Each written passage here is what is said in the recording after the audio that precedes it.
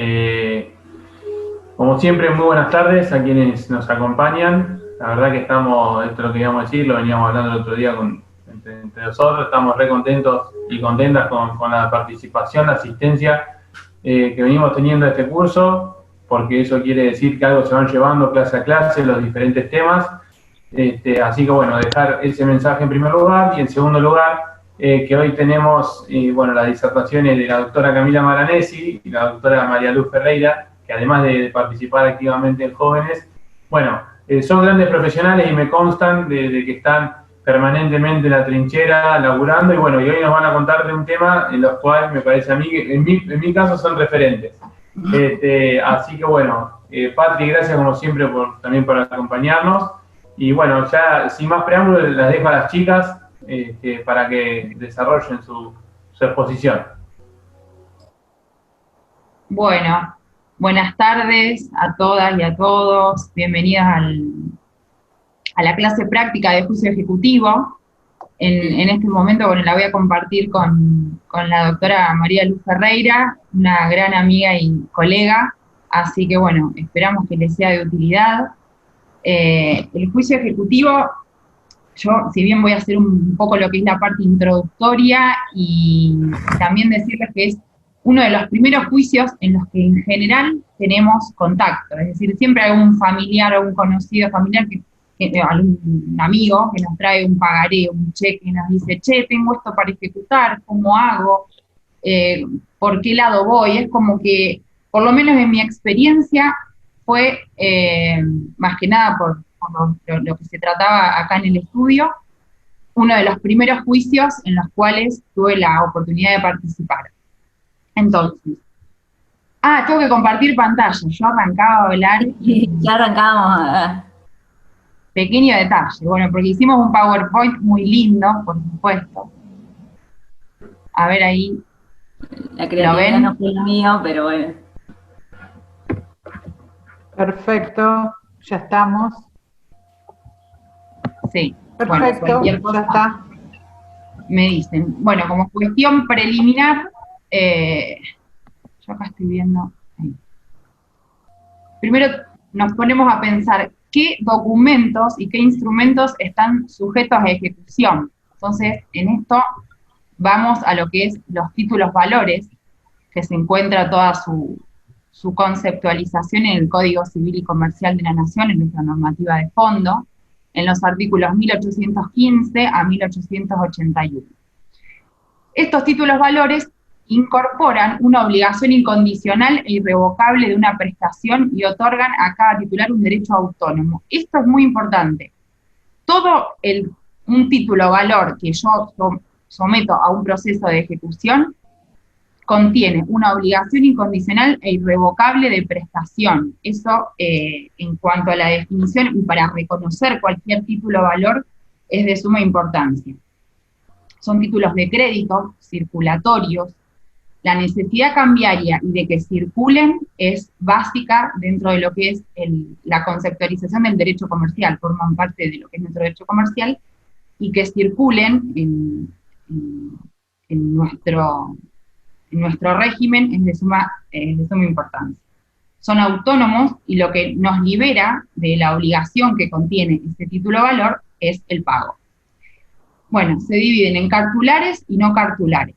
Yendo a una definición sencilla, si se quiere, de lo que es un título cartular, los títulos cartulares son los que encontramos en papel, los que tienen requisitos esenciales se conforman con ciertos requisitos esenciales, es decir, que los tiene que tener sí o sí ese papel para que puedan ser sometidos a un proceso de ejecución. Por eso acá yo puse que se caracterizan por su materialidad, su sustento instrumental, se clasifican al portador, a la orden, nominativos endosables, no endosables. La literalidad del documento, del instrumento cartular es lo más importante, o sea, vuelvo siempre a lo mismo. Lo que dice ese título es sumamente importante para poderlo ejecutar. Ejemplos de esto tenemos letra de cambio, cheque y pagaré, que lo vamos a ver en las diapositivas más adelante. Y después tenemos lo que son los títulos no cartulares, es decir, que contienen una declaración expresa de voluntad de obligarse de manera incondicional e irrevocable, no están sujetos están desmaterializados, es decir, que no están sujetos a ningún requisito formal en cuanto a su instrumentación, pero sí contienen esta declaración de voluntad de obligarse de manera incondicional e irrevocable. Por eso hago bastante hincapié en esto. Siempre el título, cartular o no cartular, contiene una obligación expresa. Bueno, acá paso ya a lo que es el procedimiento del juicio ejecutivo, y en esto me remito, ya empezamos a ver lo que es la faz práctica, el Código Civil y Comercial de la Provincia de Buenos Aires. A partir del artículo 518, empezamos a tratar lo que es el juicio ejecutivo. Entonces, es un título de valor que trae aparejada la ejecución. Y acá el 518 lo vamos a dividir está dividido en 3 párrafos y lo vamos a dividir en 3 ideas, que obviamente tienen interrelación. Tratamos de sumas líquidas o fácilmente liquidables. Es decir, que yo si tengo una suma que no está determinada, no estoy hablando de un título ejecutivo. Siempre esa suma tiene que estar líquida o fácilmente liquidable, por ejemplo, letra de cambio, cheque, pagaré, y después los que vamos a ver dentro del artículo 521. Otra de las partes que compone el artículo 518 del Código es que se trata de obligaciones subordinadas a condición o prestación. Acá yo quería leer el código. Dice: si la obligación estuviera subordinada a condición o prestación, la vía ejecutiva procederá si del título o del instrumento público o privado reconocido que se presente junto con aquel, con la diligencia del artículo 523, resultara haberse cumplido la condición o prestación. Un ejemplo de esto, acá lo que tratamos de hacer con Luz fue siempre remitirnos al texto de la ley, que a veces parece ser un poco distante o confuso, a un ejemplo práctico. Cuando hablamos de una obligación subordinada a condición o prestación, hablamos, por ejemplo, de un mutuo, un saldo deudor de cuenta corriente, un cobro de alquiler. Es decir, que no es tan directa la vía ejecutiva, sino que hay que agotar otras instancias dentro de lo que es el juicio ejecutivo para poder hacer la ejecución literal de ese título a valor. Y después, la última parte del artículo habla de la obligación en moneda extranjera. En nuestro régimen no podemos ejecutar un pagaré, cheque o lo que sea directamente en dólares. Sí lo podemos hacer, pero lo tenemos que hacer la traducción, la conversión, no traducción, disculpen, a pesos. Su ejecución será en la moneda de curso legal, es decir, en pesos, determinable según la cotización que utilicen las partes, que esté determinado en un acuerdo de partes. Banco Nación, la cotización oficial del Banco Nación de la Argentina o del Banco Provincia, del día anterior al cual iniciamos la ejecución. Y después se actualiza ese monto al momento de liquidar, como cualquier juicio ejecutivo. Siempre son sumas actualizables al momento de efectuar la liquidación, que eso también ya lo vamos a ver. Bueno, después tenemos... Cami, ¿hasta cuándo se puede actualizar? ¿Verdad? Que tengan en cuenta. Acotá, Lu, lo que quieras. No, que hasta el día anterior a la ejecución es más o menos el cambio de la moneda extranjera, que es cómo se cotiza. Hasta el día anterior a la ejecución. Más en nuestro país que va variando. Exactamente. Bueno, después tenemos el artículo 519, que es la opción por el proceso de conocimiento, es decir, cuando tenemos la posibilidad de ordinarizar la cuestión, cuando tal vez la causa de ese título valor, de ese título ejecutivo, sea controvertida. Entonces, el acreedor, es decir, el poseedor de ese título ejecutivo, tiene la opción de ir por un proceso de conocimiento, es decir, un proceso mucho más largo a los plazos que prevé un juicio de ejecución. Un ejemplo es la falta si yo, por ejemplo, tengo un inquilino, me debe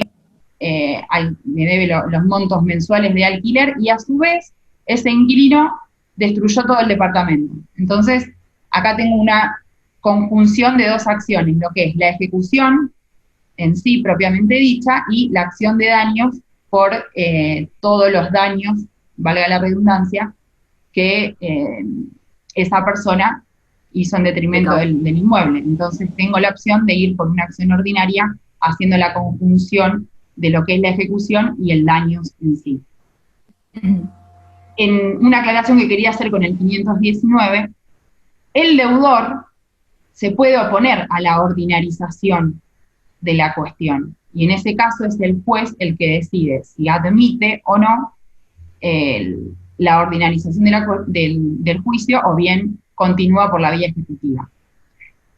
Bueno, después el 521, que es el más representativo, o sea, es acá por donde comienza el juicio ejecutivo, es decir, qué instrumento tengo que tener yo en mano para decir puedo instar un juicio ejecutivo. Un instrumento público, por ejemplo, una sentencia con regulación de honorarios. La sentencia firme con regulación de honorarios se puede instar la ejecución. Un instrumento privado con firma certificada o reconocida judicialmente, por ejemplo, un acuerdo privado que está homologado judicialmente o bien tiene sus firmas, un acuerdo de partes privado que tenga sus firmas certificadas. Deuda líquida y exigible. Acá pusimos de ejemplo el convenio de reconocimiento de deuda presentado en el marco de un juicio ejecutivo. Y tengo que hacer una aclaración. En algunos juicios ejecutivos que se inician a raíz de un pagaré, cuando la persona se notifica, decide contactarse con el acreedor, con el deudor, se notifica del juicio ejecutivo en trámite, se pone en contacto con el acreedor y decide hacer un convenio de reconocimiento de esa deuda y que se cumpla conforme las pautas de ese acuerdo de reconocimiento. Eso se presenta en el expediente y también es pasible de ejecución en caso de que no se cumpla ese acuerdo que fue presentado en el marco de un proceso ejecutivo. El inciso cuarto nos habla de la cuenta aprobada o reconocida como consecuencia del procedimiento del artículo 523.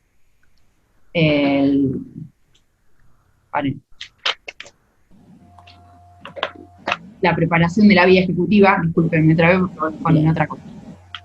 El inciso 5 tenemos los clásicos por los cuales se inicia el juicio ejecutivo: letra de cambio, factura conformada, pagaré, cheque, saldo deudor de cuenta corriente, entre otros, todos los que tengan fuerza ejecutiva directa. En este caso vemos lo que es la normativa de fondo del Código Civil y Comercial y las leyes especiales, que son las que nos van a ordenar mucho más en esto. Ahora los vamos a ver en detalle cada uno de ellos. Después tenemos el crédito por alquileres o arrendamientos de inmuebles y demás títulos valores que tengan fuerza ejecutiva. Es un contenido no taxativo, es decir que cualquier título valor ejecutivo que tenga todas las características que vimos al principio. Acá me comí una, no, pensé que me había comido una, que tengan estas características, cualquier título valor que tenga estas características puede ser ejecutado, porque el contenido del artículo 521 no es determinante con todo lo que, con todos los incisos, es no taxativo. Bueno, acá los vamos a ver en detalle. Letra de cambio y pagaré. Están regulados en el decreto ley 5.965 del 63. Es importante, ni bien me llega al estudio, por así decir, una letra de cambio o un pagaré, ir a ver si tiene todos los elementos esenciales. Acá estamos hablando de un título cuya característica principal es que es un título cartular, es decir, que tiene que tener ciertos requisitos para presentarlo al cobro y que sea viable esa presentación al cobro. Entonces, la letra de cambio. Cami, te interrumpo, y hacerle saber a todos, sí. Y tal como lo dice la ley, o sea, se comprueba por sí mismo, no tenemos que preparar la vía, son ejecutables por sí mismos, tal como lo dice la ley especial que lo regula. No se discute la causa porque nada más tiene que cumplir con estos requisitos que vas a decir vos. Mientras cumpla con esos requisitos, es pasible de ejecución. Exacto, no es necesaria el agotamiento de la vía. La letra de cambio tenemos que los elementos esenciales que tiene que tener, la denominación de letra de cambio, o bien que diga a la orden, la promesa de pagar suma determinada de dinero, esto es sumamente importante, el nombre de la persona que emite esa letra de cambio, es decir, del pagador, el plazo de pago en el cual se tiene que cumplir esa obligación que está contenida en el título ejecutivo, el lugar de pago en el cual se tiene que hacer efectivo el pago que se promete y que contiene esa obligación que tiene el título, el nombre a cuya orden se paga, es decir, las dos partes que conforman la letra de pago, el lugar y fecha de creación, el lugar y fecha de suscripción de la letra de cambio y la firma del librador, que es sumamente importante porque es uno de los requisitos, yo creería que es uno de los más importantes, que tenga la firma. Esto está en el artículo 1 y 2 del decreto ley. Después tenemos en el artículo 101 las características esenciales, los requisitos esenciales que tiene que cumplir un pagaré. La denominación de que es un pagaré, la cláusula la cláusula a la orden de, o sea, el libro un pagaré a tal persona, la promesa de pagar una suma determinada de dinero, acá volvemos a lo mismo, el plazo en el cual esa persona que emite el pagaré se obliga, el lugar de pago, después tengo que hablar el nombre a favor de quien lo hace, el lugar y fecha de suscripción y la firma. Es decir, que la letra del cambio del pagaré tienen características, requisitos de validez muy parecidos.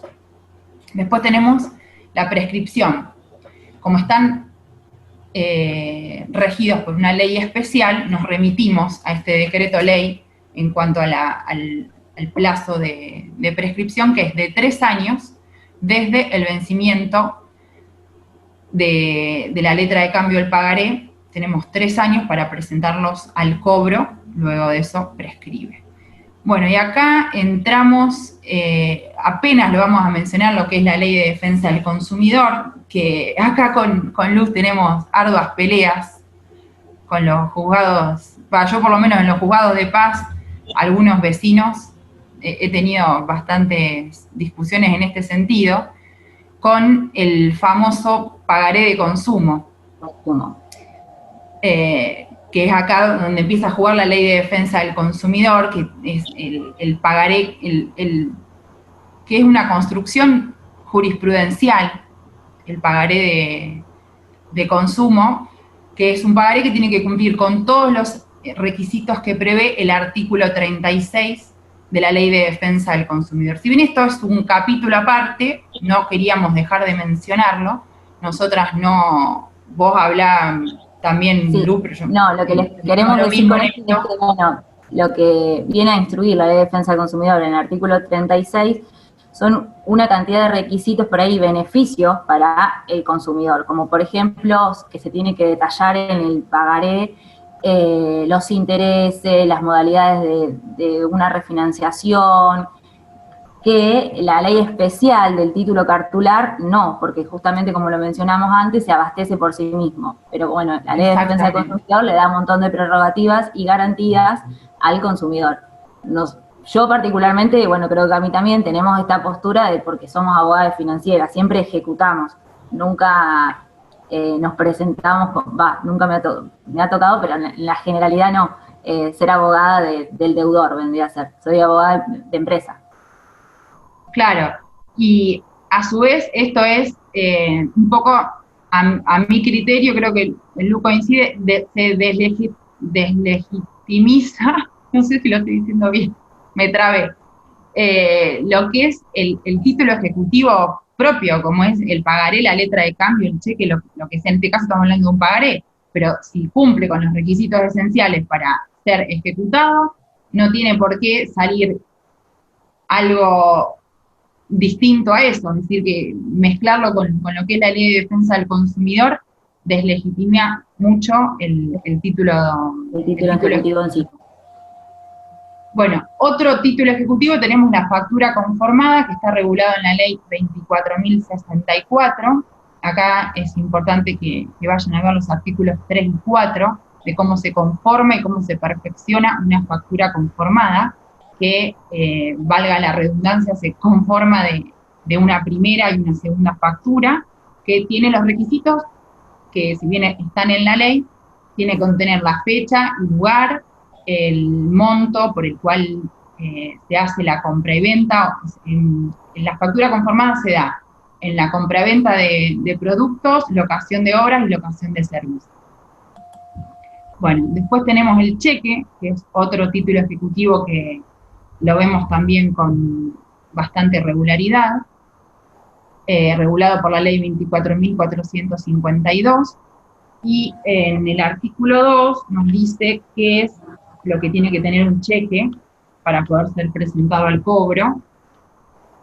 La denominación, siempre igual, en general conocemos los cheques que vienen preestablecidos en una chequera, pero bueno, que contienen todos los requisitos esenciales ya de antemano. El número de orden, el lugar y fecha de creación, el nombre de la entidad financiera que lo gira, el domicilio de pago, las sumas, siempre lo de las sumas es sumamente importante, y la firma del librador. Ay, vamos a hacer, justo están preguntando una pregunta que sabíamos que iban a hacer, Ana Gabriela, que dice que entiende que las deudas por tarjeta de crédito no constituyen en sí un título ejecutivo, por lo tanto la pregunta de ella es si se puede ejecutar la entidad bancaria en una deuda por tarjeta y cuál es el plazo. El tema es sí, lo vemos en la diapositiva siguiente, está. Tenemos lo del saldo deudor de cuenta corriente. Ahora ya lo explicamos, ya lo explico. Termino con el... ¿Hay alguna pregunta del cheque? Yo no sé por qué no veo acá las preguntas. No. Bueno, importante, para cuando yo presento un cheque que está vencido, que lo presento al cobro para realizar el consecuente juicio ejecutivo, tiene que tener la constancia de rechazo emitida por el banco al cual se presenta el cobro. Es decir, es un papelito que generalmente un papelito o un sello que figura detrás del cheque, donde está la constancia fehaciente del banco que rechaza por falta de fondos, por fondos insuficientes. El término de presentación de cualquier cheque es de 30 días desde el vencimiento, es decir, se vence hoy, yo tengo 30 días para presentarlo al cobro. Si no, después se ordinariza la cuestión igual. La acción prescribe al año desde la expiración del vencimiento para la presentación al cobro, que es lo que venía explicando lo que dije anteriormente.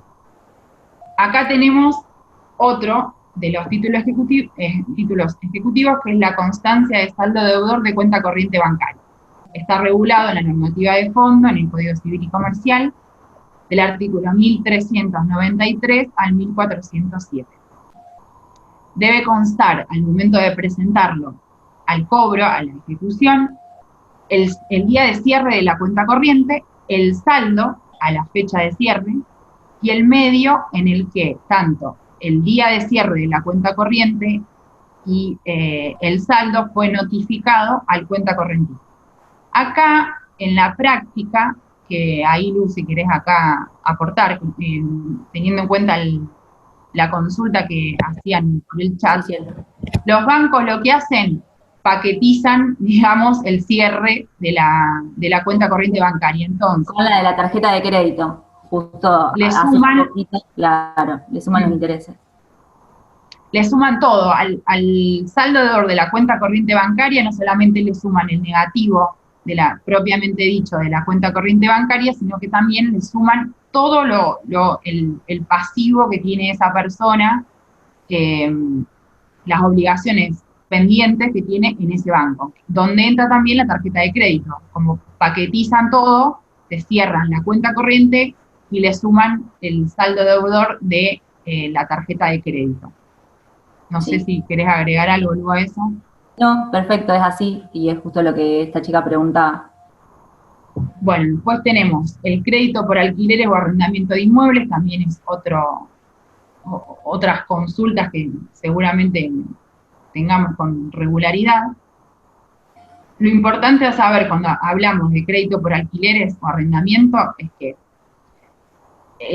es muy importante tener la firma certificada, porque eso nos allana el camino hacia la ejecución. No es necesario hacer la preparación de la vía ejecutiva. Cuando nosotros tenemos un contrato con firma certificada, el camino es un poco más rápido, más expeditivo. Y en su defecto, como pusimos acá, agotar la instancia a través de la aplicación del artículo 523. Y acá pusimos lo de aclarar el tema de vencimientos sucesivos. Si bien lo vamos a ver más adelante, ¿qué pasa con, pero esto igual es el crédito por expensas comunes? ¿Lo digo más abajo o lo explicamos? Lo explicamos sí, acá. Ahora ¿Cómo? Lo explicamos acá, si querés, es lo de la... Se puede ampliar. Bueno, cuando hay vencimientos sucesivos, ya sea de alquileres o de créditos por expensas comunes, si bien lo vamos a ver más adelante, estos vencimientos sucesivos se pueden ir agregando al juicio ejecutivo en trámite, ya sea antes de la sentencia o después de la sentencia. Antes de la sentencia los vamos a agregar y siempre se tienen que notificar a través de mandamiento al deudor, y después de la sentencia también se tienen que notificar. Pero es bueno saber que cuando hay vencimientos sucesivos se pueden agregar al trámite del juicio ejecutivo. Bueno, después tenemos el último inciso de este artículo, los demás títulos con fuerza ejecutiva que no estén sujetos a regímenes especiales, por eso habla del carácter no taxativo del artículo. Bueno, artículo 522, crédito por expensas comunes. Tenemos expensas comunes sujetas a ejecución cuando hablamos de edificios sujetos al régimen de propiedad horizontal, que esto lo tenemos también cuando hablamos de propiedad horizontal y del régimen de propiedad horizontal, nos remitimos al Código Civil y Comercial de la Nación.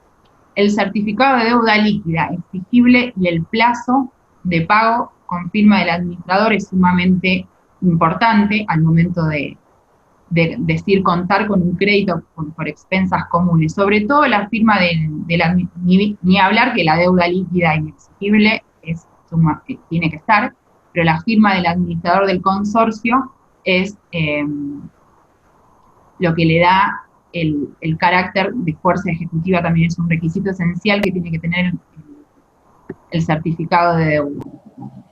En su defecto, que no esté el certificado de deuda, las copias protocolizadas de las actas de reuniones de consorcios en las que se ordenaron o aprobaron las existentes. Bueno, y acá, en toda esta diapositiva, representamos lo que es la preparación de la vía ejecutiva, y yo todos estos artículos se los voy a contar con un caso práctico.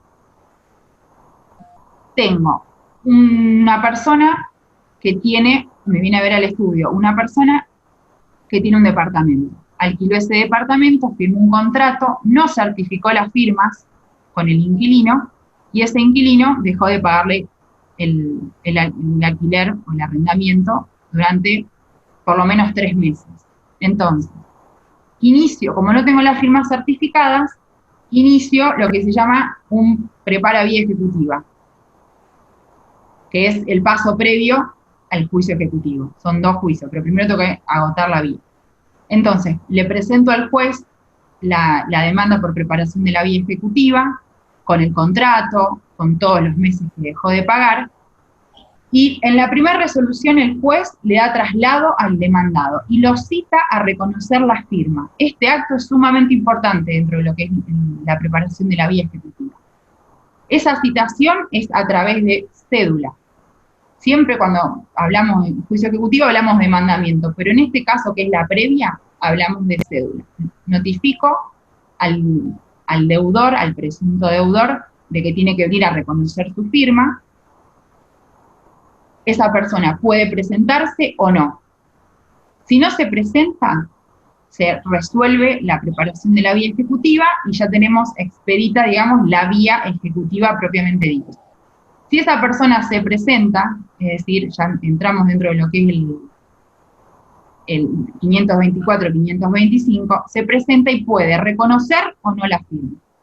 Si esa persona reconoce la firma, termina el juicio de prepara vía ejecutiva y de vuelta me queda expedita la vía del juicio ejecutivo. Si esa persona no reconoce su firma en esa audiencia en la cual lo cita el juez, automáticamente se abre a prueba y lo más importante en una acción de prepara vía ejecutiva, dentro de lo que es cuando tengo que proponer la prueba, es la designación de un perito calígrafo, porque es lo determinante dentro de un prepara vía ejecutiva. Entonces, si esa persona no reconoce la firma, dice, no, esto no es mío, se abre a prueba el procedimiento, todo con los plazos que son más breves, obviamente, que lo que es un proceso ordinario, y se designa un perito calígrafo. Si ese perito calígrafo dice que sí es la firma de esa persona, a ese deudor se le impone una multa que va a ser liquidada una vez que termine el juicio ejecutivo. Entonces, el perito calígrafo me dice, sí, efectivamente es la firma de la persona que se encuentra en el contrato, que suscribió el contrato. Entonces, en ese caso, se dicta sentencia, el juez dicta sentencia y se insta el juicio ejecutivo posterior. Es importante saber, en este caso, que una vez que tengo sentencia favorable de un juicio de preparación de vía ejecutiva, tengo 15 días desde la notificación de esa sentencia para iniciar el posterior juicio ejecutivo. Es ahí cuando, digamos, queda preparada la vía ejecutiva. No sé acá si me estoy obviando de algo, creo que no. Nos pareció la mejor forma de dar esto, bueno, comentarlo todos estos artículos, como en un caso práctico. Y, bueno, cualquier duda... Ahí queda preparada la vía. Queda preparada la vía ejecutiva. Y bueno, ahora nos adentramos dentro de lo que es el procedimiento para trabar el embargo y oponer excepciones, la parte de la prueba, una vez que tenemos preparada la vía ejecutiva. Claro, acá con lo anterior yo lo que les di fueron las pautas de qué hablamos cuando hablamos de títulos ejecutivos, y en el caso de que el título ejecutivo no sea suficiente por sí mismo, ¿cómo hacemos para lograr que ese título sea suficiente y poder iniciar un juicio ejecutivo? Así que acá, Lu, ya te dejo. Bueno, lo que pasamos, más o menos queríamos explicarles esto. Una vez habilitada la vía ejecutiva, cómo procedemos a trabar el embargo o poner excepciones y la parte de la prueba hasta llegar a ejecutar la sentencia, ¿no? Empieza a estar regulado a partir del 529, que ahí es cuando el juez nos dice que va a examinar cuidadosamente el título pasible de ejecución y si es dentro de los que está comprendido, dentro de los del 521, que son los que estaban taxativamente enumerados, son los que nombró Cami, o el 522, los créditos por expensas comunes, o en otra disposición legal que se encuentran cumplidos los presupuestos para librar el mandamiento y trabar el embargo, ¿no? Vos me tenés que ir pasando la filmina. Sí, ahí estoy. El procedimiento para trabar el embargo lo hacemos mediante el documento de un mandamiento. Para que tengan en cuenta, o sea, lo pusimos más que nada porque es fundamental que cumpla con todos los requisitos, más que nada para que no sea pasible de una nulidad durante el proceso. Los requisitos fundamentales que tiene que tener el mandamiento, obviamente, nombre y domicilio del deudor, como asimismo la carátula, la orden, los autorizados es fundamental y las facultades que tiene el oficial de justicia para llevar adelante la ejecución. El tema de los autorizados sí, también es súper importante, atento a que es uno de los requisitos que tiene que cumplir para que no sea pasible de ejecución de nulidad más adelante en el proceso, ¿no? Bueno, ¿cómo es el trámite? Sí. Algo que quiero agregar con el tema del mandamiento es la diferencia entre un oficial de justicia y un oficial notificador. El oficial notificador nunca nos va a poder notificar un mandamiento, porque son facultades que se le ordenan al oficial de justicia. Y después, el mandamiento siempre va firmado por el juez, porque como contiene una orden de embargo, y es, yo diría, algo neurálgico dentro de lo que es el juicio ejecutivo, el mandamiento de intimación de pago. Entonces va firmado por el juez. No, hacerle saber que en esta época de pandemia que estamos transitando, hubo juzgados civiles del departamento que nos autorizaron a la notificación del mandamiento ad hoc, como por ejemplo el Juzgado Civil y Comercial número 4 fue uno de los que nos autorizó y nos dio o sea, no me acuerdo en este momento la acordada, pero después si quieren se las paso, que estamos facultados para hacer la notificación ad hoc. Exacto. Lo cuento como experiencia personal porque hice uno y bien. Ningún problema. Sí, sin ningún problema. Bueno, el procedimiento para el mandamiento, pasás la filmina, nos los regula el 529, más o menos se los leo y después le cuento algo de también práctica. El procedimiento para la intimación es con el correspondiente mandamiento, que nos dice que el oficial de justicia va a requerir el pago al deudor. Si no se paga en el acto, el importe del capital reclamado, estimado por el juez en concepto de intereses y costas, de la multa establecida por el 526, en su caso, dicho funcionario procede a embargar bienes suficientes a su juicio para cubrir la cantidad que se está reclamando, el monto, ¿no? Dice que el embargo se va a practicar aún cuando el deudor no estuviese presente, de lo que se va a dejar constancia, y en este caso se le hace saber dentro de los 3 días siguiente la traba. El oficial de justicia va a requerir al propietario de los bienes para que manifieste si se encuentran embargados o no, o afectados por prenda u otro gravamen, o que estén en otro juicio aparte tramitando, que ya tengan un embargo anterior. Esto es el procedimiento como nos lo dice y nos lo explica el código. Pero acá más o menos era lo que queríamos, yo por lo menos, manifestarles es el procedimiento en sí, como se da en la práctica. Es el oficial de justicia se presenta en el domicilio del deudor y dejarles aclarado que nunca jamás requieren la identificación de la persona, ¿sí? Solo alcanza con que pregunte y le digan, sí, Camila Maranesi vive acá, listo, le hacen firmar, le hacen la entrega de las copias correspondientes y ya está trabada la litis. Puede ser que no lo encuentren y mientras la persona que le dejen la copia del mandamiento diga que el deudor viva en ese domicilio, con eso ya nos alcanza, ya está notificado, ya está trabada la litis. Eso para tenerlo en cuenta, que no es como, sí, porque no es como básicamente nos explicaban en la facultad, que dice que se hace un inventario, bueno, le dice, me debe 100.000 pesos y si no, bueno, me llevo la heladera, el televisor. Eso no pasa en la práctica, no. Es ficción. Solo lo que manifiesta el deudor generalmente es que carece de dinero en ese acto para abonarlo y es lo que con eso nos alcanza y después lo agregamos, ya está notificado. Por eso no es tan riguroso. Es así el procedimiento, pero en la práctica es mucho más liviano. Exacto. Algo que quería agregar con el tema del mandamiento es que se puede librar, bueno, primero al domicilio denunciado del demandado, después se puede pedir con habilitación de días y horas inhábiles, sí, y después también bajo responsabilidad de parte actora. Es lo mismo que con la cédula. Y después es importante citar en la demanda, para después no tener que andar pidiendo informes, que ya en el mismo texto de la demanda pidan que se libre, en caso de que no se pueda notificar, que se libre oficio a la Cámara Nacional Electoral, oficio ANSES, o a donde ustedes consideren. RENAPER, claro. Y o si no, existen otras empresas, como por ejemplo, bueno, los que tenemos en cantidad para buscar a los deudores. Existen programitas, bueno, el DATEA se paga, el riesgo online, que más que nada es para verificar, ¿no? Si tiene trabajo, dónde vive, todo. Eso está bueno para que lo tengan en cuenta. Sí, sí, el CODEM también yo lo uso bastante, que es de ANSES, para chequear empleos. No aparecen todos los empleos, pero a mí me sirve bastante.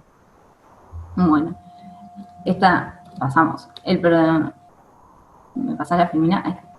Bueno, en caso de que el bien a embargar se encuentre en poder de un tercero, vamos a notificar a ese tercero personalmente o por cédula.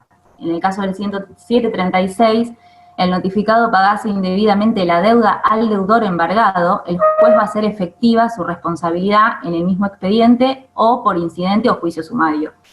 Y este es el caso de que el empleador está notificado y tiene que retenerle el sueldo y no lo deposita en el expediente, es una retención indebida y lo podemos iniciar por incidente.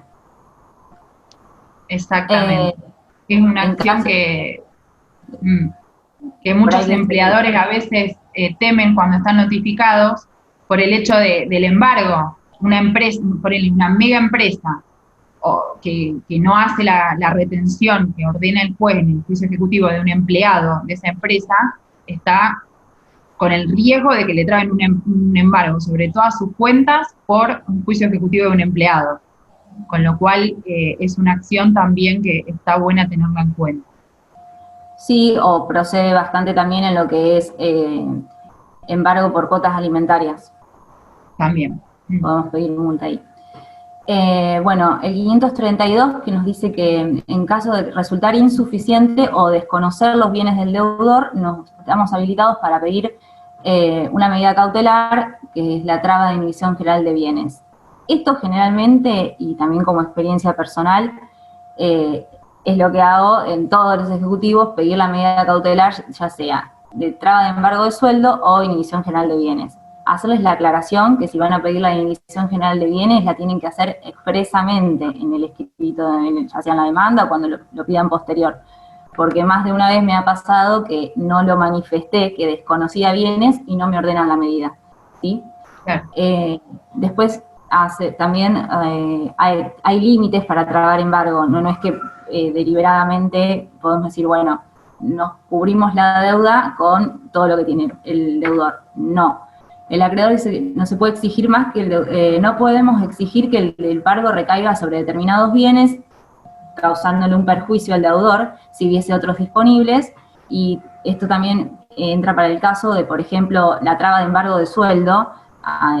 Si el deudor percibe una remuneración de alguna de las cajas privadas, ya sea IPS, caja de policía, sepamos que su sueldo es pasible de embargo de sueldo. Si cobra ANSES, no podemos embargar el sueldo. Atento que si cobra salario mínimo vital y móvil, no se puede. Si cobra las cajas, se puede trabar embargo hasta el 10%, y si cobran más del salario mínimo vital y móvil, siempre nos autorizan a embargar hasta el 20%, nada más. Eso para tenerlo en cuenta. Y bueno, algo que quería aclarar perdón, que me acordé cuando nombraste Lu recién, IPS, de si cobra la mínima, no se puede trabar el embargo. Tiene que cobrar más de la mínima para que pueda llegar a ser pasible de ser embargado. Sí, lo que yo veo generalmente es que es más de la mínima y los embargan, sí. Donde no procede es ANSES. Lo más común donde no procede es ANSES. Y bueno, después otra de los límites o medidas de oficio, ¿no?, que tiene el juez o a pedido de partes, puede fijar una audiencia para establecer la forma más rápida y eficaz de satisfacer el crédito. Esto que yo ahí le puse como un comentario, generalmente cuando pasa es en la etapa de ampliaciones de embargo. ¿Para qué? Para no seguir otra vez embargándole el sueldo, porque si no se hace un círculo vicioso y la persona vive embargada de por vida, ya que los intereses nunca dejan de correr hasta el momento de traba de sentencia y de notificación. Entonces se nos hace una rueda importante y que vivimos de los intereses del deudor, básicamente. Entonces, para evitarlo, muchas veces, a mí me ha pasado bastante en el juzgado civil y comercial número 6. Después de cobrarnos capital, costas e intereses, lo que generalmente hacen con la liquidación es llamarnos a alguna audiencia para ver si podemos arreglar. Claro. Acá, un poco yo contando la experiencia de lo que es juzgado de paz en Chivilcoy, y yo suelo litigar también el 25 de mayo, en Chacabuco y y en Alberti también algunos detenidos, es a veces se tarda mucho tiempo entre el inicio del juicio ejecutivo y cuando se notifica. A veces suelen pasar años, porque realmente notificar a veces a los deudores termina siendo un dolor de cabeza. Pero bueno, está bueno dotarse de herramientas, de Cámara Nacional Electoral, también un poco como hablábamos la otra vez con el doctor Valle, ser artífices en cuanto a lo que nosotros proponemos y las soluciones dentro de lo legal que le proponemos al órgano jurisdiccional. Es decir, por ejemplo, acá Luz hablaba de la notificación, ser notificadores ad hoc. Bueno, con la pandemia pudimos revertir la situación del oficial de justicia y reinventar un poco la notificación a través de la figura notificadora. Contarles que otra de las cosas que pude innovar últimamente fue como ya me volvía el oficio de la Cámara Electoral, el de RENAPER, todos diciéndome que era el mismo domicilio y no me lo daban bajo responsabilidad de parte actora. También estoy pidiendo oficios a las comisarías locales y que lo que les pido es que vayan y constaten el domicilio. Una vez que tengan constatado el domicilio y que la persona vive ahí por dichos de los vecinos, me han dado el mandamiento bajo responsabilidad de parte actora. Es otra de las cosas que hicimos. Acá claro, hemos aclarado que decirle que cuando les decimos, bueno, nos llaman a una audiencia para tratar de conciliar y que no sigan generando intereses, porque tengan en cuenta que los intereses del juicio ejecutivo es tasa activa promedio descuenta 30 días. Es mucho. Generalmente, más hoy por hoy, es más de un 60-70% anual. Entonces, una deuda que le quedó al deudor de 2015, imagínense que 2020, si debía 15.000 pesos, hoy está debiendo 50.000 más honorarios y costas. Un montón de plata. Sí, en un juicio con lo que están tardando con las notificaciones, estamos hablando de la devolución, termina siendo hasta de 4 veces más de lo que es el capital original. Sí. Es un montón de dinero. Bueno, acá más o menos lo mismo que tiene el artículo 536. El embargo puede ser sobre bienes muebles o inmuebles registrables y solo va a bastar con la correspondiente anotación en el registro que corresponde, valga la redundancia, ¿no? Yo les puse acá a saber el tema de que si es un bien mueble o inmueble registrable, para comprobar la titularidad del registrar al momento de trabar el embargo, podemos pedir informes de dominio, índice de titulares, o esto que le mencionábamos antes, si tienen algún programita como por ejemplo Riesgo o Dateas, úsenlo más que nada para no aventurar a la parte acreedora de que vaya a cobrar y al final no tenga nada, ¿no? Para trabar el embargo, para asegurarse. Y acá es lo que mencionaba Cami, el tema de la ampliación del embargo hasta donde podemos plantearlo. El 538 nos dice que antes de la sentencia, 539 posterior a la sentencia, esto en caso, por ejemplo, de que sigan cuotas devengadas a cobrarse y se venzan, ¿no? Una de las aclaraciones en la cuestión práctica es que al momento de redactar la demanda, lo pongan como ítem, reservo derecho de ampliar demanda, porque si no, no hacen lugar a ampliar el embargo. Eso también ténganlo más que presente. Claro, no es una cuestión de formalidad procesal, o sea, es que hay que manifestarlo al momento de redactar la demanda. Es un tip práctico que está bueno. Entonces, acá cuando hablamos de ampliación de demanda, nos remitimos a lo que dijimos antes de los vencimientos sucesivos, es decir, de cobros de alquileres y de expensas. Acá cuadra perfecto lo que es lo que hablamos anteriormente. Bueno, para el 540, intimación de pago y posición de excepciones. Una vez que tenemos, les sigo como el procedimiento, como el cuentito, una vez que va el oficial de justicia, notifica al deudor que le va a manifestar. La intimación de pago va a importar la citación para poner excepciones, debiendo dejarse al ejecutado la copia de la diligencia, del escrito de iniciación y de los documentos acompañados. El oficial de justicia generalmente lo que hace es notificarle que tiene 5 días para poner excepciones. Muchas veces me han dicho, los mandan a que busquen un abogado, y sí notificarles de que en ese momento quedan intimados a constituir domicilio bajo apercibimiento de tenerlo en todas las próximas notificaciones del proceso notificado en los estrados del juzgado. Que esto es importantísimo, porque si la persona queda notificada y no constituye domicilio, no se presenta, nosotros como parte ejecutante es lo más atento a que después no vamos a necesitarlo en ningún momento más del proceso, ¿sí? Ya que quedó notificado. Y acá por ahí a veces entra el tema de ley de defensa del consumidor, que dice que deberíamos dar lugar, en otra parte no, pero está expresamente manifiesto en el artículo 540 que si no constituyó domicilio, quedó constituido en los estrados del juzgado. Yo tengo que, hoy se lo pasé temprano a Cami, que si quieren después se los comparto, tengo armado un escrito, un speech, por un fallo de corte de 2012, en el cual sentenciaron que justamente se haga efectivo este apercibimiento y que no se lo tenga, que se lo tenga por notificado en todas las próximas notificaciones, e incluso la de la sentencia por nota no, en estrados del juzgado. O sea, ya está, no lo necesitamos más al deudor, así que eso ténganlo más que en cuenta, porque es lo más. Con tanto que nos cuesta notificarlo, una vez que lo logramos. Por eso hacemos mucho hincapié en lo que es el tema del domicilio, porque depende el juzgado en el cual tramita la acción.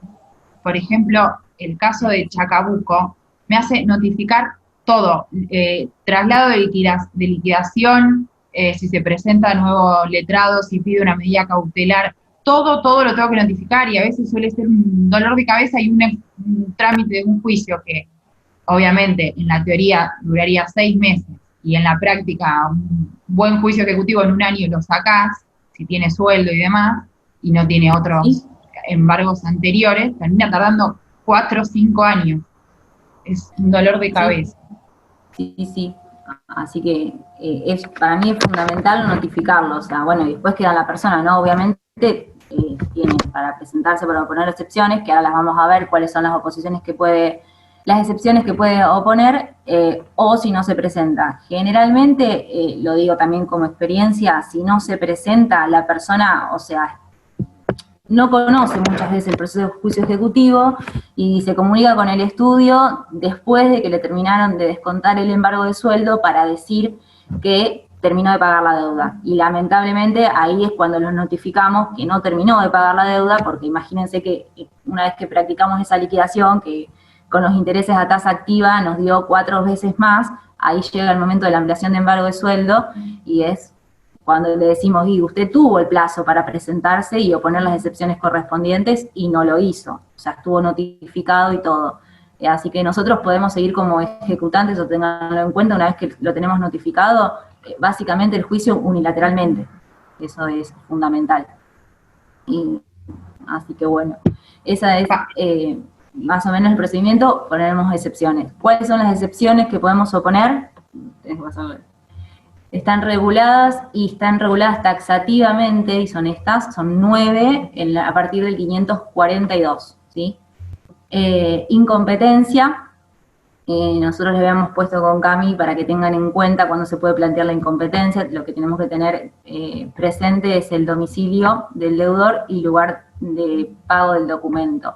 Es una de las excepciones más comunes por ahí que vemos, que es que plantean incompetencia, por ejemplo, que el pagaré tenga el domicilio del deudor en el departamento judicial de acá de Mercedes, cabecera departamental, y se presente a ejecutarlo en Moreno General Rodríguez. Así que ahí declaran la incompetencia. Es uno de los ejemplos que más vemos.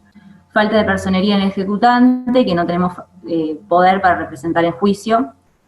Litipendencias o en otro juzgado, tribunal competente, es decir, que haya otro juicio iniciado con las mismas características. Falsedad o inhabilidad de título, que se pide la ejecución, y esta también es una de las excepciones más recurrentes, La falsedad, tengan en cuenta que tiene que ver con la adulteración del documento, ¿sí?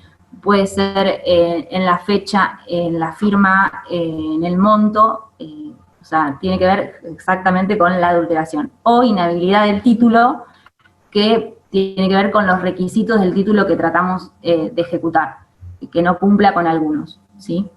Prescripción, tenemos 5 días para presentar excepciones, 15 días para presentar la sentencia luego después de preparar la vía, como dijo Cami, 3 años letra de cambio y pagaré, que acá muchos se confunden, y es 3 años el pagaré desde para la fecha de presentar el cobro.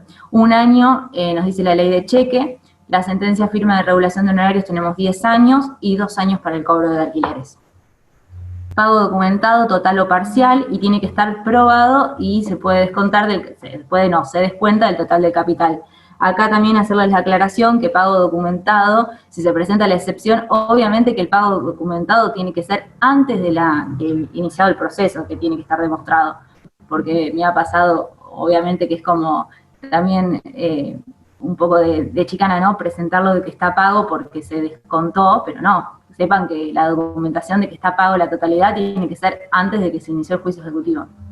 Compensación de crédito líquido que resulte de que traiga aparejado la ejecución, y esto quiere decir que sean recíprocamente, ¿no? Deudor y acreedor del mismo título, o puede ser por distinto, pero que cambien los roles. Quita, espera, remisión, novación, transacción, conciliación o compromiso documentado. El que más vemos es generalmente hacemos alguna conciliación o transacción con la otra parte, y que sea cosa juzgada. Bueno, nulidad de la ejecución, si se puede plantear o no, y acá me remito a los que les dije antes, que la podemos plantear dentro de los 5 días también, tiene que ver con que no se hayan cumplido con el procedimiento para trabar el embargo, por ejemplo, no haberse hecho legalmente la intimación de pago, o un incumplimiento en las normas establecidas para la prepara vía ejecutiva. Siempre que el ejecutado desconozca la obligación, niegue la autenticidad de la firma o el carácter del locatario o el cumplimiento de la condición.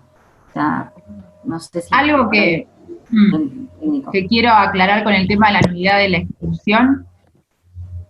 Hasta tanto se resuelva el trámite de la nulidad, que va por incidente, el embargo, si yo trabé embargo al principio del juicio ejecutivo, si lo trabé, el embargo subsiste, hasta tanto se resuelva el incidente de ejecución. Y después otra cosa que me quedó de decir de más arriba, no, sí. El tema por ahí de aclararles de que el tema esto de oponer excepciones, que lo que hace el juez en principio es admitirlas o rechazarlas. Si las admite, no es que se resuelve la cuestión de fondo, sino que el juicio sigue, se abre a prueba y después se ve si se resuelve o no. Eso para que lo tengan en cuenta, ¿sí? Porque le dan traslado a la otra parte, contesta la excepción, pero se resuelve en la etapa de prueba, ¿sí? Claro. Me quedó algo por decir con el tema de la conciliación del inciso del artículo 8, que esto es lo que decíamos al principio, de si se inicia el juicio ejecutivo, lo notifico a través del mandamiento de intimación de pago y el deudor viene a querer pagar, acá con presentar esta acción, esta conciliación, se detiene el curso del juicio ejecutivo, se solicita el levantamiento de las medidas cautelares vigentes en caso de que estén en curso y se termina. Una forma también de terminar el juicio. Sí. Para el caso, bueno, me faltaba que vuelvo. Para el caso de que si las excepciones fuesen de puro derecho, se fundasen exclusivamente en las constancias del expediente o no se haya ofrecido a prueba, el juez va a dictar sentencia dentro de los 10 días de contestado el traslado o vencido el plazo para hacerlo. Tiene 10 días, o sea, si no se ofreció. Perfecto. Y después, en la etapa de prueba, acá es cuando le mencionaba antes que si admite o no la excepción, está regulado por el 547, que cuando nos dice que se ofreció prueba no consistente en constancias del expediente, el juez va a acordar un plazo común para producirlo. tomando en consideración las circunstancias y el lugar donde deban diligenciarse, y corresponde al ejecutado la carga de la prueba de los hechos en que funde las excepciones. Esto para el caso de las excepciones, pero aclararles que si también nos puede requerir, que puede ser que el título ejecutivo, lo que es un pagaré, tengamos firmado un contrato de mutuo, y en caso de una presentación por defensa del consumidor, muchas veces lo que hacemos es presentar la prueba de este contrato de mutuo acá, cuando se abre a prueba, y generalmente como empresa no lo presentamos al principio el contrato de mutuo, nada más ejecutamos el pagaré, pero si claramente Claro. a veces con esta posición de defensa del consumidor, que ahí es cuando traemos esta prueba que no estaba en el expediente, por ejemplo, el contrato de mutuo. Una vez que se producen las pruebas, el expediente se pone en secretaría durante 5 días, y vencido el plazo, el juez va a dictar sentencia dentro de los 10 días. ¿Sí? Que dicta sentencia de tránsito y remate.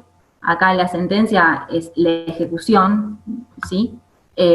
Sepamos que que se notifica mediante cédula en el domicilio del deudor. Bueno, y acá me remito a lo que les dije antes, que si ya lo tuvimos notificado y no se presentó, queda notificado en los estrados del juzgado, no tenemos que hacer la cédula, y ya podemos liquidar directamente. Nos ahorra un montón de tiempo este tema. La sentencia de remate se puede apelar cuando se trate del caso previsto en el 545 párrafo 1, que es cuando no se admite la excepción, así que ahí se puede apelar. Cuando las excepciones hubiesen tramitado como de puro derecho, y cuando se hubiesen producido pruebas respecto de las opuestas.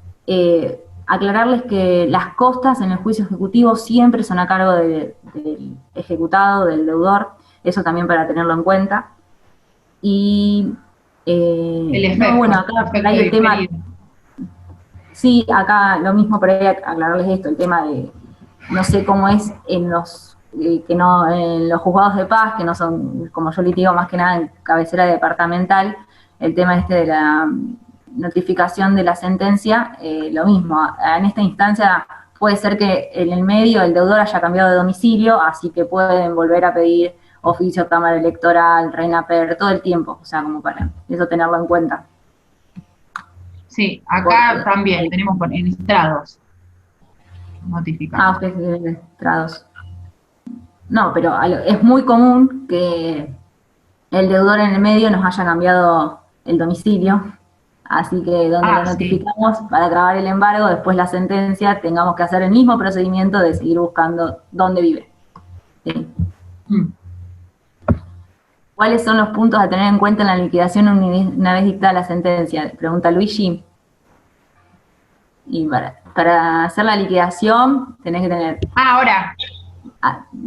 Viene después, viene Cami. Ahora, después, en otra diapositiva viene. Sí.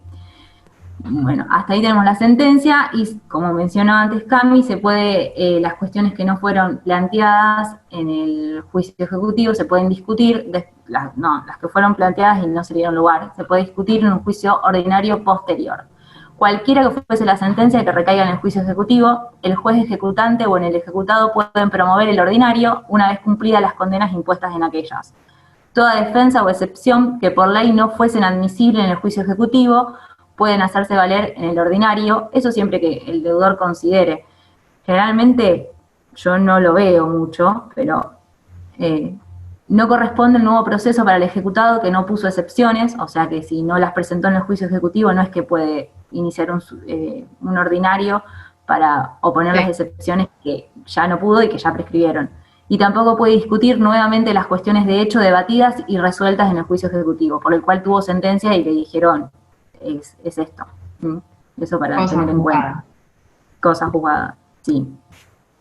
Bueno, en la sentencia de remate me quedó decirles que el juez puede, poner una multa en caso de que las excepciones que haya opuesto no hayan sido las que correspondían y que nada más haya tenido el ánimo de dilatar el proceso.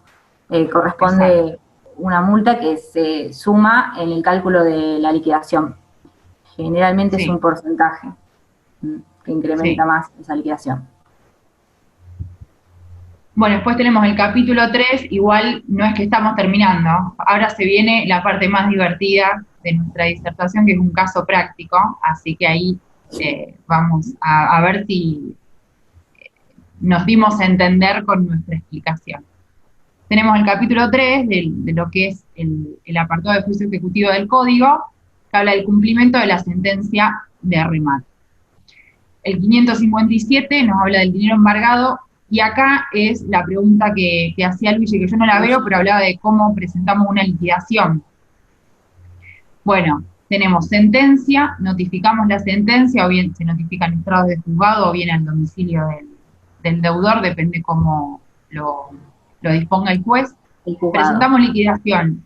Los rubros a tener en cuenta en una liquidación son el capital original, los intereses que se calculan desde la fecha de vencimiento del título ejecutivo hasta el día en que realizamos efectivamente esa liquidación. Nosotras, bueno, yo uso, y creo que vos también, la página de Colproba, de actualización de las liquidaciones Colproba. Uso la tasa, la más alta que está dando ahora es la del Banco Provincia, descuento a 30 días, la de restantes operaciones. Tasa activa, promedio descuento a 30 días, es la que más está dando. La de restantes operaciones también. Están las dos ahí. Sí. Sí, a tener en cuenta que hay algunos juzgados que me pasa, por ejemplo el 6, que si tengo un título que lo tengo desde 2012 para calcular intereses, que venció, me deja hasta 2016 nada más tasa activa, y después en muchos casos... Tiene tope. Sí, tengo tope, y a partir de 2016 hasta la actualidad, tasa pasiva, y, o sea, tenés que hacer la liquidación en dos partes, básicamente. Claro. Entonces, tenemos en la liquidación capital, intereses, gastos en los cuales incurrió la parte actora para iniciar ese juicio, que dentro de los gastos se consideran tasa y sobretasa de justicia. Una cosa a tener en cuenta, previo a iniciar el juicio ejecutivo, además de la demanda, tengo que pagar tasa y sobretasa de justicia, o sea, 2,2% y 10% de ese 2,2% del capital, y en el caso de que lo requiera, el juez depende... Yo, por ejemplo, tengo una financiera con la que trabajo, paga ARBA, el impuesto al instrumento privado, que lo genera a través de la página de Conclave CIT, a la página de ARBA, y otra de las financieras, el juez no lo requiere. Entonces, no lo tengo que pagar. Y también si, por ejemplo, incurrí en algún gasto para diligenciar algún oficio, el costo de la apertura de carpeta que prevé la ley nuestra ley de honorarios también puede estar acompañado dentro de lo que es la liquidación.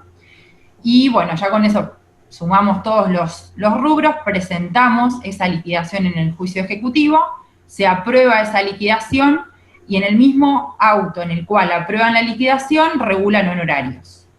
Hay que esperar el plazo para consentir ese giro, que es de la acordada, no me estoy acordando del número de la acordada, pero son 10 días, el del artículo 8 de la acordada, que no me acuerdo el número, son 10 días hasta que se consiente.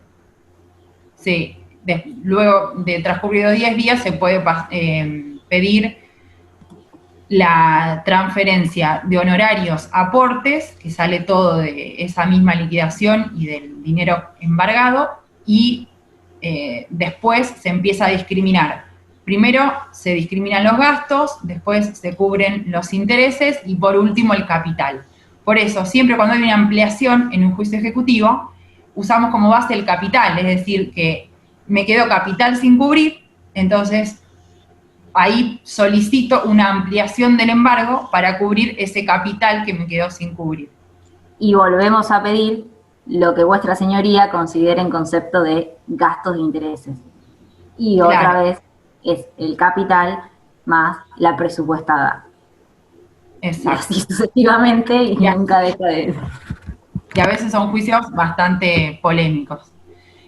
Bueno, después tenemos el 558 y el 565 de subastas de muebles o semovientes e inmuebles, que eso es un capítulo aparte. Así que para un curso de iniciación, con lo que vimos hasta acá, está bien. Y para cuando nos quieran preguntar, o sea, ejecuciones no tenemos problema. Sí, cualquier cosa nos preguntan. Y bueno, acá tenemos un caso práctico que vamos a pedir la colaboración. No sé si están con ganas de participar. Nuestros oyentes, si quieren activar cámara. Acá comparto No, igual pantalla, sí, porque si no, no lo pueden ver. Pasa que no nos vamos a ver entre nosotros. O si después, no sé, no habían entendido algo, que nos digan. Bueno, si quieren dejo de compartir, así activamos las cámaras. Y yo acá ya me saqué foto del caso práctico. No sé si quieren anotarlo. No, ¿qué toqué? Lean. Acá estamos. Bien. ¿Se entendió, Lean? Sí, a ver, si nos quieren por ahí, para quienes estamos del otro lado, si nos quieren tirar el caso práctico, acá estábamos viendo lo que había pasado Cami. Pasa que se van los datos y deja de compartir pantalla. Para, entonces lo ¿Hay comparto. algún dato fino para resolverlo? Patri, si me podés habilitar de vuelta porque... Cami, eso te iba a decir, compartilo en pantalla y de todos modos pueden aparecer, se pueden ver. Además, lo que sí tenés que correr por ahí la pantalla para poder ver las caras, ¿vale? Pero podés compartir y podés ver a todos, no hay problema. Nada más que los vas a ver a menos cantidad. Claro. Tienes que ir corriendo pantalla. De todos modos, siempre se va a ver el hablante en la primera pantalla. Así que en eso no te hagas problema. Claro. La idea era separarlos en salas, pero bueno, no pudimos. No, no tenemos presupuesto por ahora. Para la próxima. Para la próxima. Pero por eso, podemos tener ahí, compartir pantalla, ahí tenemos el caso práctico y siempre se va a ver el hablante, así que en eso no hay problema, el hablante va a estar primero. Bueno, si lo vamos por ahí leyendo y que nos vayan respondiendo en el chat qué consideran. Bárbaro. ¿Les parece? Bueno, tenemos un pagaré cuya fecha de suscripción, el lugar de suscripción fue en Rojas el 20 de julio del 2017. El lugar de pago es la ciudad de Mercedes y la fecha de vencimiento el 22, es decir, un día como hoy, pero del año 2017. Entonces, yo tengo esto, a ver si alguno se anima a contestar. ¿Lo puedo presentar para ejecutar? ¿Es viable el título ejecutivo?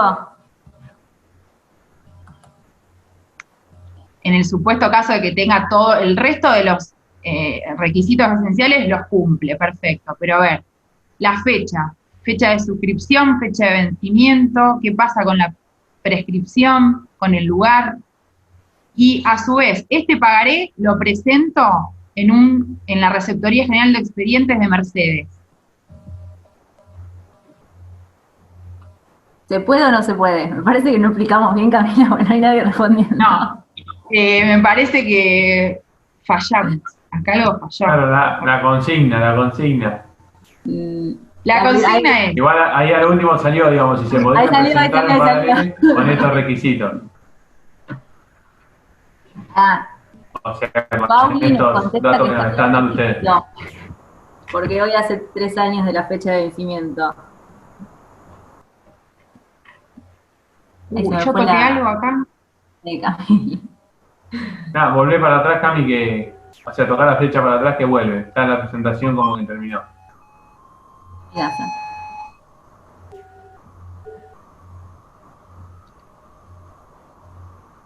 Ahí.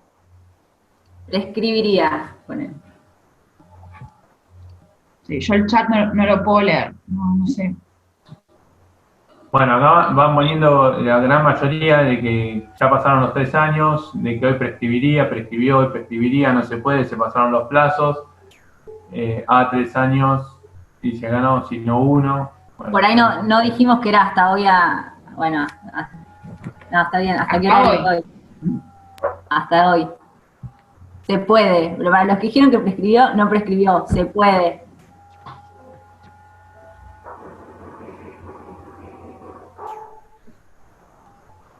Tenemos una colega que preguntó si era hasta las 0 horas de hoy. Hasta mañana primeras 4. Se puede. Y en cuanto al lugar de pago, lugar de suscripción. Entonces sí, se puede, Florencia. Y bueno, y lugar de pago nadie contestó, pero...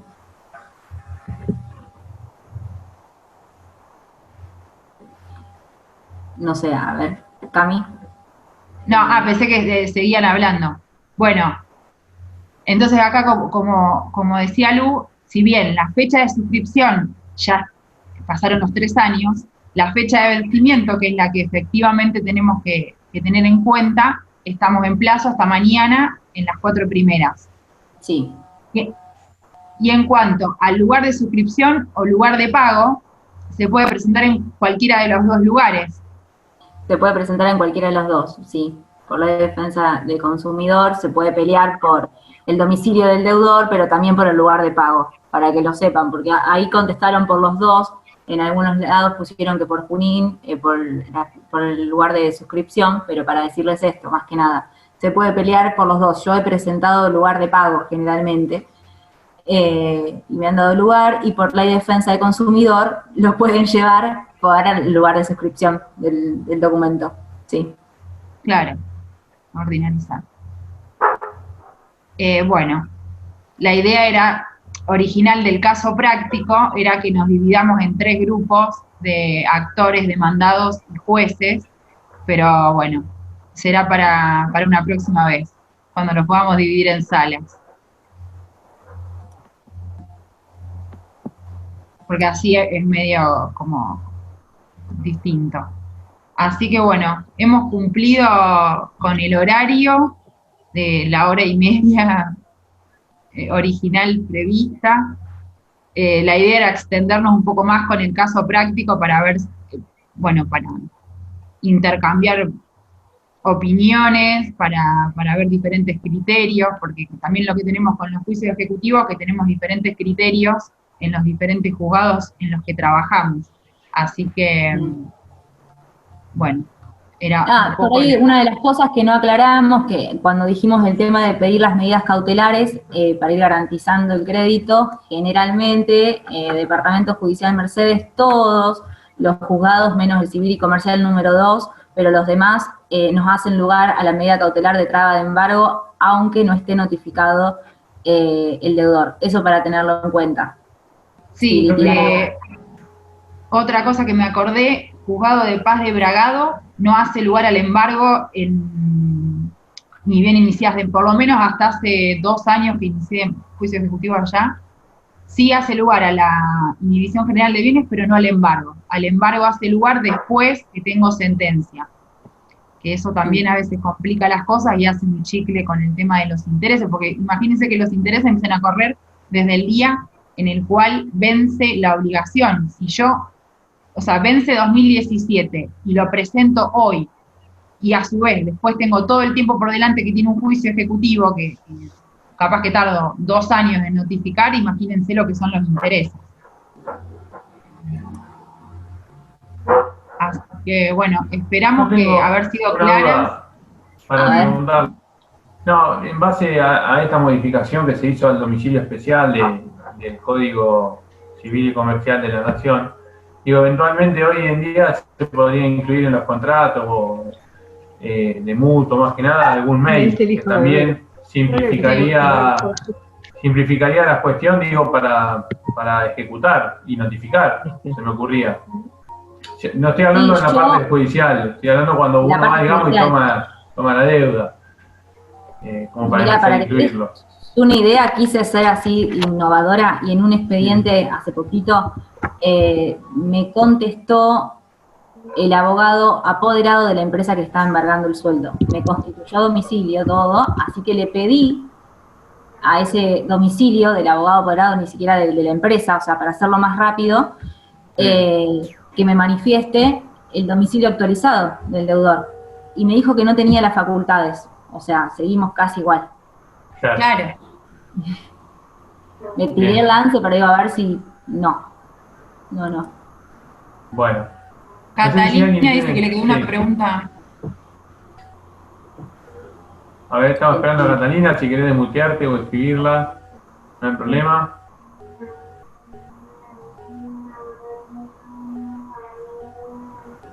Bueno, parece que por ahí está.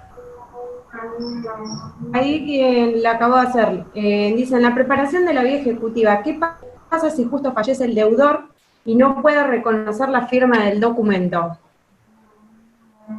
Y perito con algún otro documento que haya anterior firmado, que puede traer para cotejar. Exacto. Sí, ahí la prueba del perito es súper importante. Con otro documento que haya firmado anteriormente este deudor. El deudor. Exacto. Claro, se presentaría en ese caso en la sucesión, o digamos, si una nota de embargo o no. Ya si el prepara vía ejecutiva te salió a favor, sentencia favorable, ya con esa sentencia favorable la presentás en el juicio ejecutivo, o sea, la presentás en la sucesión para hacer la ejecución, para iniciar el juicio ejecutivo posterior. Claro. Y una duda que me quedó en base a este nuevo contexto que estamos ejerciendo con mucha virtualidad. ¿Les están exigiendo los títulos cuando empezaron estas nuevas ejecuciones? O, digamos, los abogados y las abogadas vamos a salvaguardar esos documentos? ¿Vieron que antes iba a caja de seguridad? ¿O ahora permanecerán en las empresas, en las empresas de crédito financieras? ¿Permanecerán ahí con la obligación de mantenerlos, salvo que el juzgado lo pida? ¿Vieron que antes iba a todo caja de seguridad? Digamos, con esta nueva lógica es como que nosotros somos los depositarios. Que nosotros... Lo que está pasando, o que lo vi, por lo menos en el civil 10, me pasó, y en el civil 8 en 1, pero porque era el monto bastante elevado, ¿no?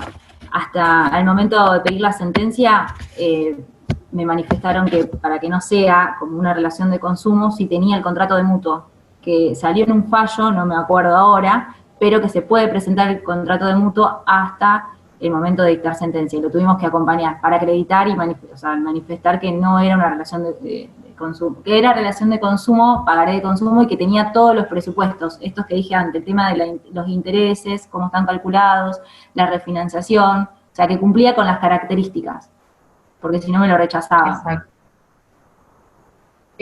Con el tema de la virtualidad, me ha pasado de iniciar y que sí, uno se constituye como depositario del pagario original, y a su vez, en los que pido embargo, la caución juratoria, por lo menos Juzgado de Paz de Chivilcoy la está tomando online. En los demás no inicié, como para saber, pero acá la puedo hacer por escrito electrónico. Buenísimo. A mí acá ya no piden más generalmente, solo pedía el 8, la caución, y no la pide más ahora. No. Pero bien. Bueno, y después una pregunta que es media preguntonta, pero que me parece que puede llegar a pasar en algún momento en el ejercicio de la profesión. Digamos, si tenemos algún pagaré en moneda extranjera, para todo el cálculo de que ustedes estuvieron hablando y demás, se me viene una pregunta por ahí para calcular intereses. Digamos, hay que tener en cuenta, es muy fina quizás en base a en qué paso del juicio nos encontremos, pero podría eventualmente, digamos, tomarse la cotización oficial, lleva como otro proceso más, ¿no? Cuando el pagaré está en dólares. Sí, en ese caso, hay un micrófono abierto. Sí, Barbie Pose tiene abierto el micrófono. En ese caso se hace la conversión de la deuda, la conversión al dólar que estipula el Banco Nación o el Banco de la Provincia. Igual, en general, yo por lo menos he usado el Banco de la Nación al día anterior al cual inicio la acción ejecutiva. Y después corre como un juicio ejecutivo especificado. Perfecto. Bueno. un lujo, Luz, Cami, la verdad que muy buenas explicaciones, muy prácticas siempre, también lo que nos interesa, que remarcamos de la comisión. Así que bueno, la verdad que también cumplieron con el tiempo, abordaron muy bien los temas, hasta incluso también con casos prácticos. La verdad que espectacular. Bueno, esperamos haber sido claras. Un placer compartir con vos esta disertación. Sí. Así que bueno, Lea, nos vemos el martes que viene. Sí, el martes que viene tenemos Derecho de Familia, ¿es así, Caro? Sí, Derecho de Familia. Arrancamos con la unidad que van a ser varias clases, pero va a estar bastante interesante. Así que como siempre los esperamos el martes a las 2. Bueno, genial. Gracias, Patri, como siempre. No sé si Luz, Cami quiere decir algo más. Gracias, Patri. Gracias por escucharnos y bueno, espero que hayamos sido claras y cualquier cosa que podemos ayudar, sí, nos pregunten. Nos consultan. Desde ya. Y gracias, Caro, siempre ahí al pie. Sí, Caro, como siempre, un lujo también la organización junto con el área académica. Hay que destacar también la labor que viene haciendo, semana a semana. Sí. No quiero hacerle extensivo, bueno, al área académica, como siempre, Patri, al hombro con todo esto. Y Cami, Luz, por sumarse, la verdad, fue un lujo tenerlas. Espectacular, sinceramente. Así que muchísimas gracias por sumarse. No, por favor. Caro, un lujo, Caro, ella está impecable en la organización, está todo el día ahí controlando y buscando, impecable, la verdad, un gusto con todos. Bueno, finalizamos, si les parece. Gracias. Nos vemos el martes. Nos vemos el martes. Adiós.